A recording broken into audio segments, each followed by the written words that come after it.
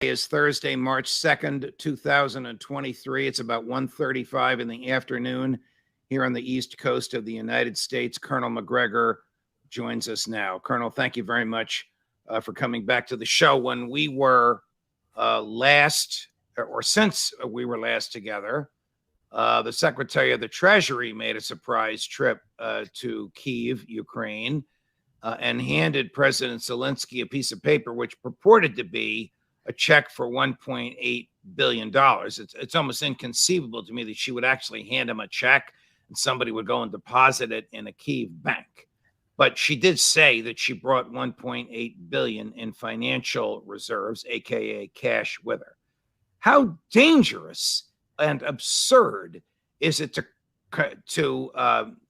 trust that amount of cash in the hands of a regime like Zelensky heads? Well, it's hard to believe that the money was just dumped on Zelensky. I doubt that that's the case. But as you point out, this is probably the most or one of the most corrupt nations in the world. Zelensky and his regime sit on top of a huge mountain of corruption. But keep in mind, we own Ukraine as far as the state goes, as far as the government and its military are concerned. We pay for everything. We own it lock, stock, and barrel. And we've decided that regardless of what happens, we're going to essentially sail this ship despite how many icebergs it may strike. And I think it's already struck one and the ship is already sinking. But, you know, we don't seem to care about that. We're more worried about how we look than what really happens. You recently said Ukraine is destroyed. There's nothing left. Can you elaborate on that, Colonel? Well, if you look at the cities, I think it was Graham Allison, whose landmark work, of course, goes back to the 1960s and 70s about the Cuban Missile Crisis.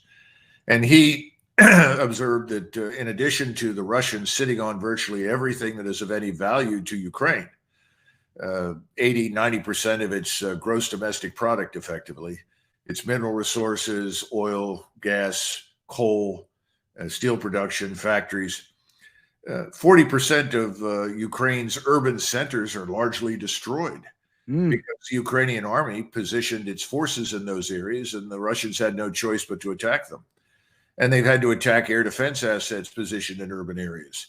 The transportation infrastructure is in terrible shape. They can't move very much anymore. And when they do, they're immediately at risk. Communications are down. Millions more are trying to get out of the country. We don't really know how many people are left in it. So for all intents and purposes, I would argue this place is destroyed. How are we going to get it back? I have no idea. Well, Ukraine was once called the breadbasket of fill in the blank, Eastern Europe, the West, whatever, because it sold so much wheat. What has become of those fields of wheat? Well, we have to assume that some of it has survived and will be grown, but you're not going to see the kind of harvest that we've seen in the past. Until quite recently, the most impressive harvest in the history of Ukraine occurred in 1915. Believe it or not, communism just about destroyed the agricultural sector, and it took decades to recover from that. So, you know, it's a tragedy, but we don't seem to have a coherent military strategy, but we have a damn good media strategy. Well, the media strategy is who knows who else is going to go to Ukraine. I mean, with Secretary Yellen, with Secretary Blinken, he didn't have a check for $1.8 billion, or he didn't claim that he had a check. So we don't know what promises he made or conversations he had. But of course, the administration makes a big deal out of that. A man you and I admire a lot, Congressman Andy Biggs of Arizona, not only for his intellect, but also his fidelity to the Constitution and his personal courage. He's like shoveling against the tide in the House of Representatives, arguing that the government is suspending us into oblivion and that we shouldn't be sending a blank check to Ukraine. Told me on the show earlier today that the Defense Department assured him that we do not have any troops on the ground in Ukraine, that there are only contractors there. Now, do they call troops in civilian clothes contractors? Do they hire contractors outside civilians to show the Ukrainians how to run this equipment? Or is this just some sort of a word game that the DOD is playing? Congressman Biggs didn't believe a word they said, but they did say it to him. Well, as a general rule, not believing them is probably a good thing to do. So I doubt that that's actually the case. But contractor simply means someone who wore a uniform yesterday and doesn't wear one today and is sent in to do whatever is required. And right now, Ukrainians have admitted that they really can't operate most of the equipment that they're receiving, which means that things like HIMARS, even these new tanks that are coming in, are going to have to be operated by contractors on behalf of the Ukrainian state. They've taken such very heavy losses that I know we're recruiting as many mercenaries as we can. And they're being paid through various front organizations by the CIA. We are desperate to keep this thing going. Ukraine is actually on life support. Let there be no doubt about it. But until the life support is cut off, it will continue. All right. So you say some of the tanks need Americans to operate. The Americans who wore a uniform yesterday are in civilian clothes today. Is it conceivable that some of these tanks are actually being manned by Americans? And when there are tank battles, Ukraine versus Russia, the Russians could be firing unwittingly or maybe wittingly at tanks that are being operated by Americans. Well, I don't think that the Americans are the ones operating the tanks. I think more likely Europeans, Poles, Czechs, Germans, Lithuanians, Latvians, perhaps some Norwegians, some British. I don't think the Americans are as involved in that as they are in the intelligence business, transmitting information from satellite-based surveillance to the Ukrainians in real time to give them a leg up against the Russians. That sort of thing, as well as obviously the more complex targeting exercises and use of rocket artillery and so forth. I want to put up on the screen a statement you sent me earlier this week.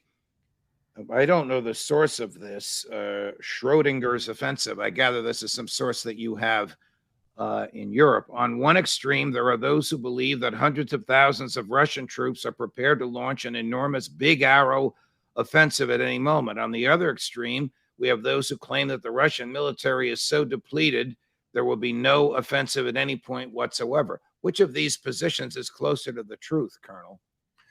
Well, actually, this is an excellent article. It's called Schrodinger's Cat, the Russian Offensive. And the author is trying to make some valid points. And it appears that the Russian offensive, which we know has been planned, we know they have several options. We know they have hundreds of thousands of troops and the equipment they need to fight, has been held up. It's being held up for various reasons, one of which is, as the author points out, these so-called shaping attacks and operations in southern Ukraine to complete control of the Donbass have taken much longer than originally anticipated. That has something to do with the forests, the rivers, the terrain, and also the tenacity of the Ukrainian fighters. So it's taken the Russians longer to fight their way through this. They have fought their way through, and this place called Bakhmut is now prostrate. That's going to vanish as a possibility. I think the whole southern front will crumble. The problem is that the opportunity for any sort of ground offensive really presented itself in late January, early February, where the ground was solid enough to support a lot of troops. Someone made the decision, that's not enough time. We need more time for freedom of maneuver, and suspended it. And he's saying, well, maybe not. Maybe the whole plan is just to attrit the Ukrainians. Just keep killing large numbers of Ukrainian troops that present themselves on the battlefield. The Russians have certainly done a brilliant job of that. In January and February, the Ukrainians were losing 1,000 a day. There's no question about it. They're back down to about 700 or 800. But the exchange ratio, even in these house-to-house fighting exercises with the Wagner group, whom they refer to as musicians, always involved one Russian killed or wounded for 7 or 8 Ukrainians killed or wounded. So that ratio continues to work against the Ukrainians. The problem with this assertion is that all warfare consists of both attrition and maneuver. And you always want to organize to maximize your exploitation of accurate, devastating firepower. We could go all the way back to Bonaparte and look how he planned his artillery strikes and massed his forces to take advantage of them. This is an old thing. It hasn't changed, except that now the precision is much more accurate. The timing is almost immediate. but you still have to exploit it. And the point is, this war will not end. And I think this is what the Russians are concluding. It will not end until they have hundreds of thousands of troops around Kiev. And it's very simple. Life support continues. The level of assistance that comes through Poland is not ended. In other words, they're continuing to be supplied. They're continuing to get money. They're continuing to receive contract support, as you point out. They're continuing to get mercenary support, which is another form of contract support. So the Russians know you can't win this thing by simply killing people, because you're going to be killing them over and over and over again for a long time. You're going to have to move on the key point. That's Kiev. Okay. They've got to go there. I want to go back to something you said a few minutes ago when you said that the CIA is recruiting mercenaries. Are those American mercenaries that the CIA is recruiting and giving American cash to? I think the CIA is an equal opportunity employer and will pick up anyone who wants to go and fight for money. So I don't think you could say it's American. It may not be. Look, we've done this before. We recruited Montagnards and all sorts of people to fight for us in Vietnam. We've recruited even former members of ISIS to fight for us in the Middle East. This is an old exercise. It's nothing new. Phil Giraldi can tell you more about it than I can. All I'm saying is that this life support is going to continue until the Russians themselves cut it off. The only way to cut it off is to cut the communications line between the Polish border and Kiev, block that, and bring the rest of the forces around Kiev and put an end to this regime. Because, you know, when I said the administration doesn't have a real strategy, it has a media strategy, I'm not kidding. I mean, what we've really decided to do is, well, we want to hurt Russia. No one really believes that Russia can be destroyed. No one in their right mind believes that the government is going to be overthrown. What we want to do is harm Russia. And we think if we harm it over time long enough, that we can eventually persuade them to stop and go away. By the way, we took this position in Vietnam. We said if we kill enough of them, we fight them to a standstill, they'll give up. Well, we found out in 1974, no, they kept coming back until they finally won. So that won't work. But the media strategy is equally important, because as long as you can visit Zelensky and he walks out in the open and he demonstrates that he's the leader of Ukraine and he's surrounded by these troops and so forth, people think it could happen. People believe something could happen. It won't. Let me play for you a portion of a documentary produced by the Ukraine government idolizing President Zelensky. I don't think you'll be startled by what he says at the end.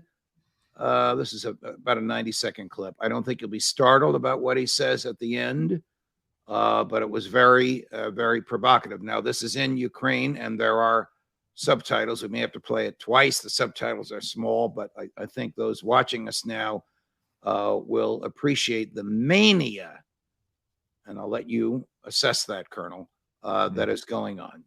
Take a look. Володимир Путін просто відмовляв. Прямої відмови мені ніхто не робив, але всі лідери, з ким я спілкувався, говорили, що він не готовий спілкуватися. Чи є у вас зараз бажання чи намір спілкуватися? Ні. Зараз я не готовий з ним спілкуватися. Точно буде момент, коли буде відчуватися крихкість режиму Путіна всередині їх держав. Тоді хижаки з'їдять хижака. Це дуже важливо, але їм потрібна буде причина для себе. І вони згадають слова Комарова, Зеленського, ще когось. Вони згадають. Він знайде для себе причину вбити вбивцю. Дуже красиво сказали. Ну, тим не менш, я думаю, що тому це не зайве. Чи це спрацює? Так, коли, я не знаю. I'm not ready to talk. The most incendiary thing is the predators will eat a predator. He's calling for an assassination of President Putin. How dangerous and unstable is he? Well, it sounds like Mr. Zelensky is being coached by Lindsey Graham. Because Lindsey Graham is effectively the same thing. Colonel. I think they've said essentially the same thing over and over and over again. If we press hard enough, push long enough, survive this, well, people will eventually overthrow Putin.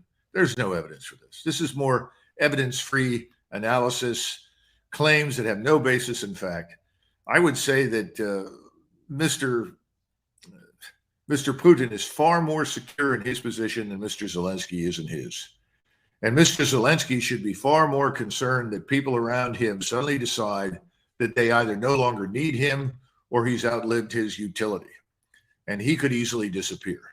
The United States, we always forget this. The United States is a maritime and an aerospace power. Keep telling people this. When things go bad and they don't serve our purposes anymore, we get into our ships and our airplanes, we fly and sail away. Zelensky has nowhere to sail unless we take him with us. The Russians aren't going anywhere. The Europeans on the other side of the border aren't going anywhere. That's the difference. So I would say he's in far, far greater jeopardy every day. Every morning when he wakes up, I'm sure he's grateful to be breathing. And it may not last much longer. Look, we had reports today that the Ukrainians are evacuating women, children, families, civilians from the Kharkov area. Yeah, I saw those reports. I mean, the Ukrainians know this is coming, this major offensive. And they've already been beaten to a pulp by effectively elite light infantry formations and artillery from the Russian army. They haven't even faced the main body that would come in a major attack. And they're in very serious condition because he's thrown everything he can into every counterattack. He's got almost nothing left. This was the folly of his action. But if you're him, you've got to demonstrate, look, I'm alive. We're fighting. We can still win. If he doesn't do something, people will say, well, maybe we shouldn't support him anymore. He knows that. Right. That's all. This morning in Mumbai, India, at a meeting of the G20, or maybe it was actually yesterday by now, Secretary of State Blinken took his opposite number from Russia, the Russian foreign minister, aside, and they spoke for about 10 minutes. And according to the Secretary of State, he told them, we're going to keep supplying Ukraine no matter what it takes. Do you think he really said, how about we start some back channel negotiations? Or is he foolish enough, crazy enough to have missed that opportunity just to mouth the Biden administration macho line? Well, that's an unfair question because I'm compelled to say yes to the second part. I know your opinion of him. Well, it's not just him. I don't know him personally. Maybe a terribly nice guy. That's not the point. The point is that he and his co-conspirators in the White House and in the federal bureaucracy do not live in the same world that you and I do. They've concluded that they're right and that they're morally superior to everyone else and that whatever they do is justified. They also completely dismiss out of hand the possibility that we are on the edge of a financial crisis that could destroy us. They refuse to see that. That's why someone like Andy Biggs' warnings fall on deaf ears. You know, this is the crowd that says debt doesn't matter. What difference does debt make? We control the financial system. Well, good luck with that. That hasn't worked in the last 5,000 years very well.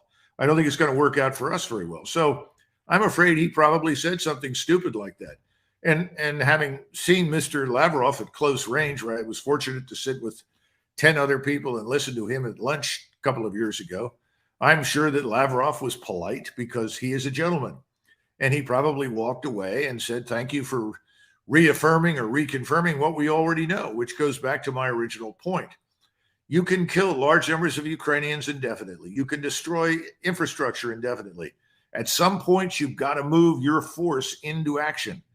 You don't waste time diverting south into Odessa. You don't turn around and take Kharkov. You go to Kiev and you crush it. That's what must happen, because when that happens, the game is over. It's up. Colonel Doug McGregor, always a pleasure, my dear friend. Thank you very much for joining us today. Sure. Thank you.